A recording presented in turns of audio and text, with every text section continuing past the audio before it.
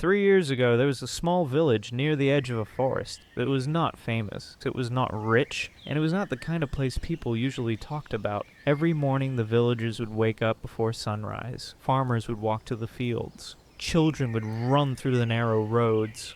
Smoke would rise from small kitchens as families prepared breakfast. It was a normal village. Until one month, everything changed. At first, it was just one person. A farmer woke up with a fever. He felt weak, tired, and cold, even though the day was hot. Everyone thought maybe he just needs rest. Then another person got sick. Then another, and then another. Within days, the village became quieter. The market stopped opening, the school became empty, the fields were left untouched. And then one morning, no one came outside. When investigators arrived, they expected to find something obvious. Maybe a wild animal attack, maybe a disaster, maybe signs of panic, but they found none of that. No broken doors, no giant footprints, no claw marks, no monster hiding in the forest. Everything was still there. The houses, the tools, the clothes hanging outside. It looked like the village had simply faded away. But there was one sound still moving through the air, a tiny sound, a sound so normal that most people would ignore it. A soft buzzing. The investigator began writing down clues. There was no evidence of a large predator, no sign of lions, no sign of crocodiles, no sign of snakes entering the homes. Nothing looked like an attack. But in almost every house he found the same pattern. Someone got sick. Then the sickness spread. Then the family disappeared from daily life. The strange part was this. The danger did not enter with a roar. It did not come from the river, it did not come from the forest, it did not come with sharp teeth or heavy footsteps. It came quietly, at night, while people were asleep, and most of them never noticed it. Now, when you ask people, what is the most dangerous animal in the world, most answers sound the same. Some people say sharks, and it makes sense. Sharks look terrifying, and they have sharp teeth, they move silently underwater, and movies made them look like the ultimate predator. Other people say lions. Lions are powerful, fast, strong. They hunt in groups and can take down animals much larger than humans. Some people say crocodiles. Crocodiles are ancient hunters. They wait silently, then strike with sudden force. And some people say snakes. Snakes are feared because many are venomous, quiet, and hard to see. So it makes sense why people choose these animals. They look dangerous. They feel dangerous. But here's the problem. The animal people fear the most is not always the animal that harms the most people. Fear is based on what we can imagine. A shark attack is easy to imagine.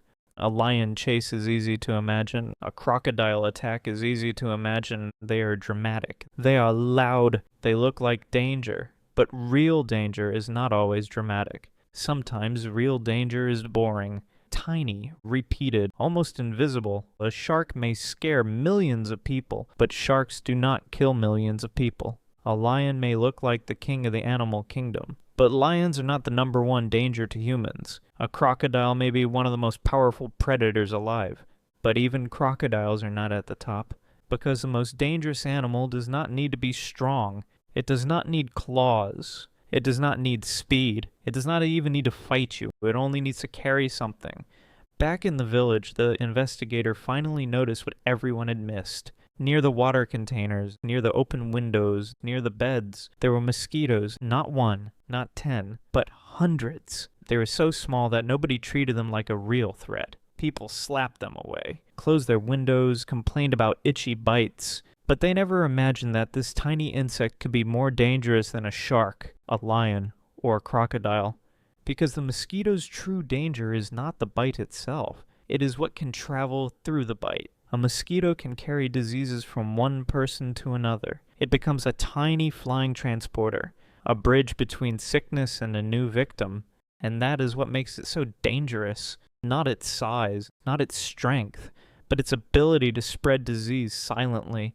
Not every mosquito spreads disease. In fact, many mosquitoes are just annoying insects. But some species can carry dangerous pathogens. For example, mosquitoes can spread malaria. Malaria is caused by parasites that can enter the human body through the bite of infected mosquitoes. Once inside, the infection can make people extremely sick, especially in places where treatment is hard to reach. Mosquitoes can also spread dengue. Dengue is common in many tropical countries. It can cause high fever, body pain, and serious complications in severe cases. They can also spread Zika and chikungunya and West Nile virus and other mosquito-borne diseases. This is why the mosquito is not just a backyard annoyance. It is a global health problem.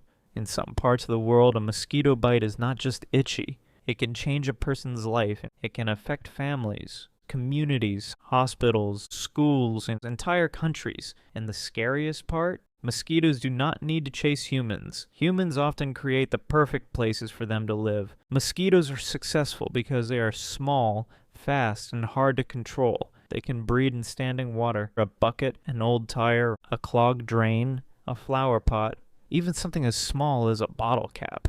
To us, it looks like nothing. To mosquitoes, it can become a nursery. They multiply quickly. They hide easily. And because they are so common, people often stop taking them seriously. That is a trick. A lion is scary, so people avoid it. A shark is scary, so people stay away. A crocodile is scary, so people keep their distance. But mosquitoes live beside us, in our homes, in our yards, near our water, near our sleeping spaces. They are dangerous because they are ordinary. The village did not disappear because of a monster.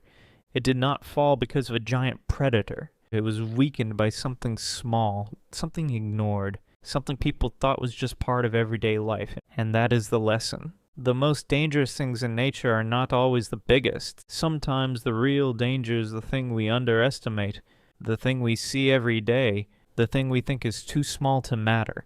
One tiny insect and one bite, one disease carried from place to place. That is how the smallest animal in the room can become the most dangerous one on Earth. So the next time someone asks you, what is the most dangerous animal in the world?